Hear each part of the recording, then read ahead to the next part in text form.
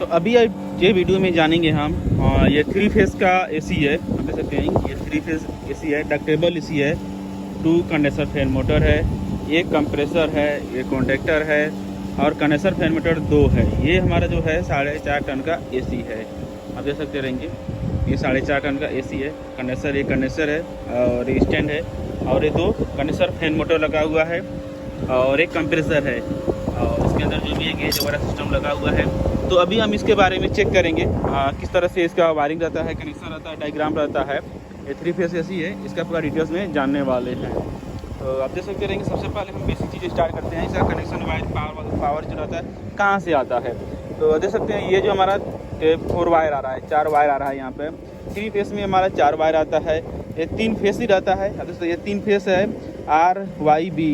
RYB ये 3 phase रहता है और ब्लैक एक न्यूट्रल रहता है। ये तब देख सकते हैं ये 4 वायर आ रहा है। ये 4 वायर जो हमारा अभी ये सब जो कनेक्टर रहता है, ये देख सकते हैं कनेक्टर के माध्यम से जाता है, RYB रहता है और ये ब्लैक न्यूट्रल रहता है। लेकिन ये कनेक्टर ख़राब होने की वजह से, शॉर्ट सर्किट होने की वजह से ये कनेक्टर जो है चेंज कर दिया गया है।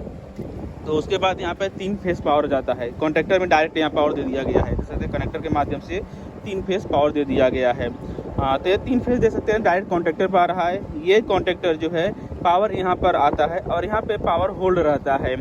जब इसको कंप्रेसर से CP पावर आता है, ये कॉइल देख सकते हैं, ये जो हमारा कॉइल है पावर का, ये नीचे जो रहता है नीचे 2 ये कॉइल है। ये जो देख सकते हैं ये 2 वायर है, ये कंडेंसर का कॉइल रहता है। CP पावर जिस तरह से आता है यहाँ पर आता है और यहाँ से ऑन ऑपरेट करता है, मैग्नेट फील करता है, ये नीचे जाता है। जब ये नीचे जाता है, ये जो यहाँ पर कॉइल पर पावर आएगा तो ये प्लंजर नीचे खींचेगा तब जाके यहाँ से पावर यहाँ पर आगे जाता है। नहीं तो 3 फेज़ पावर जो रहता है यहाँ पर ही आकर के होल्ड रहता है। ये 3 फेज़ पावर एग्जाम्पल यहाँ पर आता है और ये देख सकते रहेंगे ये आउट हो रहा है। ये तीनों फेज़ जो है यहाँ पे आउट हो रहा है। ये देख सकते हैं ये 3 जो है आउट हो रहा है यहाँ पे। ये देख सकते हैं सेफ लगा हुआ है आपको तीनों। ये RYB एग्जाम्पल, इस तरह से कलर कोड थोड़ा चेंज हो गया है लेकिन एग्जाम्पल आप पढ़ सकते रहेंगे RYB। ठीक है, ये तीनों वायर यहाँ पर 3 फेज़ का है। ये तीनों वायर किधर जा रहा है आप देख सकते हैं। यहाँ पर तीनों फेज़ वायर जो आता है हमारा सीधा आता है कंप्रेसर के टर्मिनल पे। तो वो हम आपको दिखाते हैं। यहाँ देख सकते हैं वो तीनों वायर जो हमारा यहाँ पर आ रहा है कंप्रेसर के टर्मिनल पे आता है। एक मिनट हम आपको खोल करके दिखा दे रहे हैं। तो आप देख सकते हैं ये तीनों वायर जो यहाँ पे कंप्रेसर के टर्मिनल पे आ रहा है। RB ब्लैक यानी कि कलर थोड़ा चेंज हो गया है। RYB यानी 3 फेज़ से बोल सकते हैं। ये तीनों फेज़ जो है यहाँ पे डायरेक्टली कॉन्ट्रैक्टर के माध्यम से डायरेक्टली यहाँ पर आ रहा है। तो ये हो गया डायरेक्ट का कॉन्ट्रैक्टर का कंप्रेसर हो गया। उसके बाद इसका CP वायर किस तरह से आता है वो हम समझ लेते हैं। CP वायर जो रहता है ये हमारा, उसके बाद यहाँ से पावर के लिए, फ्लोर के लिए इन हो जाता है पावर। आप देख सकते हैं ये जो हमारा जो वाइट कलर का वायर है ये हमारा इन हो गया था पावर। दूसरा वायर ये जो वायर जा रहा है ये हमारा नीचे जाता है, यहाँ से ब्लोअर के लिए जाता है, इंडोर के लिए जाता है।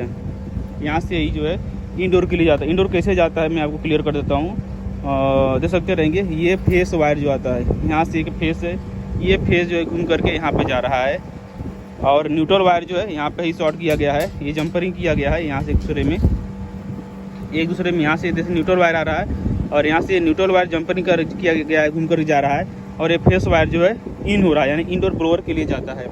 और उसके बाद ये जो ब्लू कलर का वायर देख रहे हैं ये वाइट कलर का हो गया। ये वाइट कलर का वायर हमारा कहाँ पर आ रहा है ये आप देख सकते हैं। हाँ क्लियर भी बताते हैं हम। ये वायर देख सकते हैं, ये वायर हो गया। ये इंडोर से CP वायर जिसे कहते हैं, रिमोट से, थर्मोस्टेट से, हनीवॉल टेम्परेचर से आता है। ये वाइट कलर का वायर आ रहा है और ये देख सकते रहेंगे 2 वायर है।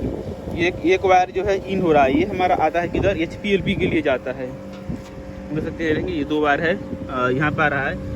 ये आ रहा है हमारा, ये हमारा जो है HP स्विच है, सॉरी LP स्विच है। यहाँ पर आप देख सकते रहेंगे ये हमारा शायद आपको जैसे नहीं मालूम चल रहा है, ये LP स्विच है और यहीं जैसे ही ये HP स्विच है। ये आप देख सकते हैं ये HP स्विच है, ये HP स्विच लगा हुआ है और ये LP स्विच लगा हुआ है। दोनों यहाँ पे देख सकते रहेंगे लगा हुआ है, ये एक और 2, ये LP स्विच है। दोनों आपस में सीरीज में कनेक्ट रहता है। इन होता है पावर और वही इन हुआ जो रहता है यहाँ से जो है वाइट कलर का इन हुआ और ब्लैक कलर का आउट होकर के आता है।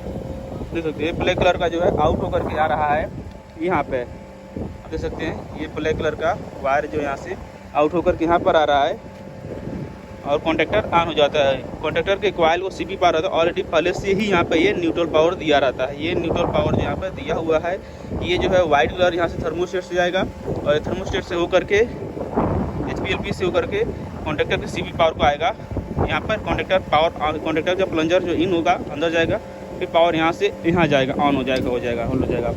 इस तरह से इसका कनेक्शन रहता है। ये कंडेंसर फैन मोटर है, तो इसका जो है पावर दे सकते हैं। ये जो हमारे एक है और ये दो वायर दिया हुआ है। ये हमारा स्टार्टिंग के लिए है, ये हमारा रनिंग के लिए है और न्यूट्रल वायर जो यहाँ पर डायरेक्ट रहता है। न्यूट्रल वायर का मोटर का आप देख सकते रहेंगे सभी का है। ये न्यूट्रल है, ब्लैक कलर का डायरेक्ट है और एक वाइट जो है रन स्टार्ट है। इस तरह से दोनों में मोटर का वायर का पावर जाता है। कनेक्शन नॉर्मली बेसिकली कुछ इस तरह से ही रहता है। तो इसमें डायग्राम नहीं है, डायग्राम में चाहिए तो हम दूसरा वीडियो में डायग्राम में हम दिखा देंगे किस तरह से डायग्राम कनेक्शन रहता है। शुरू के लिए अब दिखा देंगे, समझ में आ जाएगा आप लोग को। तो कुछ इस तरह से ये AC का कनेक्शन डायग्राम वगैरह रहता है, देख सकते रहेंगे ये।